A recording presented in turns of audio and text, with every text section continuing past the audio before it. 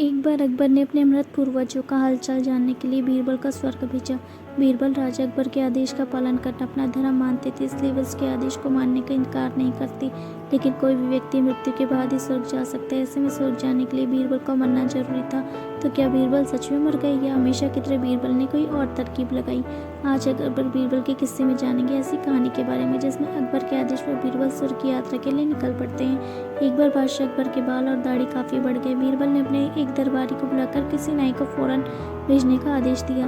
नाई को बादशाह अकबर का संदेश मिलते ही वह तुरंत महल में हाजिर हो गया और अकबर की हजामत करने लगा।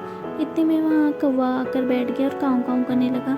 कौवा लगातार ही काँव काँव किए जा रहा था। इस पर अकबर नाई से पूछा, आखिर ये कौवा लगातार काँव काँव क्यों कर रहा है? नाई जी ने जवाब दिया, बादशाह ये आपके पूर्वजों का हालचाल आपको बताने आया है। नाई की बात सुनकर अकबर को आश्चर्य हुआ तो उन्होंने इससे पूछा, अच्छा तो फिर बताओ ये मेरा कौवा मेरे पूर्वजों के बारे में आखिर क्या बता रहा है? नाई ने कहा, बादशाह ये कौवा कह रहा है कि आपके पूर्वज स्वर्ग में बहुत मुसीबत में हैं और परेशान भी है। आपको उनका हालचाल लेने के लिए अपने किसी करीबी को स्वर्ग में भेजना चाहिए। नाई की बात पर अकबर को बहुत हैरानी हुई।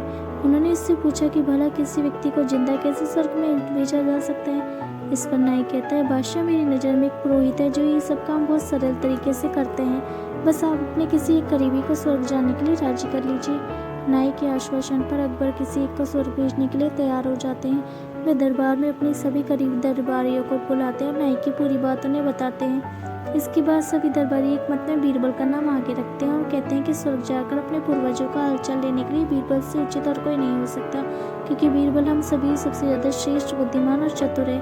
अकबर भी दरबारियों की बात मान लेते हैं और बीरबल को स्वर्ग भेजने की तैयारी की जाती है। इसके बाद दरबार में उस पुरोहित को लाया जाता है जो बीरबल को स्वर्ग भेजने का काम करेगा।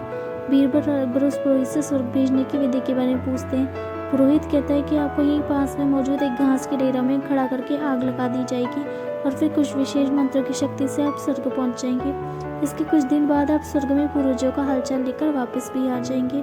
स्वर्ग जाने की प्रक्रिया पुरोहित से सुनने के बाद बीरबल करीब 11 दिन का समय अकबर से मांगते हैं। वो पुरोहित को 11 दिन के बाद बुलाने को कहते हैं। बीरबल कहते हैं, मैं स्वर्ग जा रहा हूँ, मुझे लौटने में पता नहीं कितना वक्त लग जाए, इसलिए स्वर्ग जाने से पहले मैं अपने परिवार से मिलना चाहता हूँ, उनके साथ कुछ समय बिताना चाहता हूँ। अकबर भी बीरबल की बात मान लेते हैं। इधर बीरबल अपने घर जाने के लिए रवाना हो जाते हैं। इस तरह से देखते देखते 11 दिन बीत जाते हैं और ठीक 12वें दिन बीरबल महल में स्वर्ग जाने के लिए हाजिर हो जाते हैं। इसके बाद पुरोहित को बुलाया जाता है और बीरबल को स्वर्ग भेजने की प्रक्रिया शुरू की जाती है। बीरबल को स्वर्ग भेजने के लिए महल से कुछ दूर घास का एक डेरा लगवाया जाता है। बीरबल को स्वर्ग भेजने के लिए पुरोहित उस घास के डेरे के अंदर भेज देते हैं और जैसे ही बीरबल घास के ढेर के अंदर जाते हैं, पुरोहित घास में आग लगा देते हैं। इस तरह से बीरबल को स्वर्ग भेजने की प्रक्रिया पूरी हो जाती है। इस तरह से पूरे 2 महीने बीत जाते हैं और अकबर को बीरबल की चिंता होने लगती है। तभी अचानक बीरबल दरबार में हाजिर हो जाते हैं। अकबर बीरबल को देखकर बहुत खुश हो जाते हैं और अपने पूर्वजों का हालचाल पूछते हैं। बीरबल कहते हैं कि जहाँपना आपके पूर्वज स्वर्ग में बहुत खुश हैं और मजे से हैं, लेकिन उन्हें इस बात की तकलीफ है कि वहाँ उनके दाढ़ी और बाल काफ़ी बढ़ गए हैं और स्वर्ग में कोई नाई नहीं है, इसलिए उन्हें स्वर्ग में एक नाई की बहुत ज़रूरत है। बीरबल ने कहा कि हम तुरंत ही आपके पूर्वजों के लिए अच्छे नाई को स्वर्ग के भेजने की तैयारी करनी चाहिए। बीरबल की बात सुनकर अकबर नाई को स्वर्ग जाने का आदेश देते हैं, जिससे नाई घबरा जाता है और अकबर के पैर पड़ने लगता है। वे अकबर से माफ़ी मांगते हुए अपने गुनाह कबूल कर लेता है और कहता है कि इसमें उसकी कोई गलती नहीं है, ये सब तो उसने वजीर के कहने पे किया था, ये सब उन्हीं की साजिश थी, क्योंकि वे बीरबल को अपने रास्ते से हटाना चाहते थे।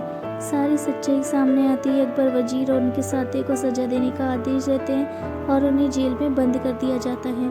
इसके बाद अकबर बीरबल से पूछते हैं कि आखिर तुम्हें इस सच्चाई का कैसे पता चला और तुम घास के ढेर में आग लगने के बाद भी कैसे बच गए? बीरबल कहता है कि आग के ढेर में जाने की बात सुनकर मुझे पहले ही साजिश का अंदाजा हो गया था, इसलिए मैंने आपसे 11 दिन का समय मांगा था।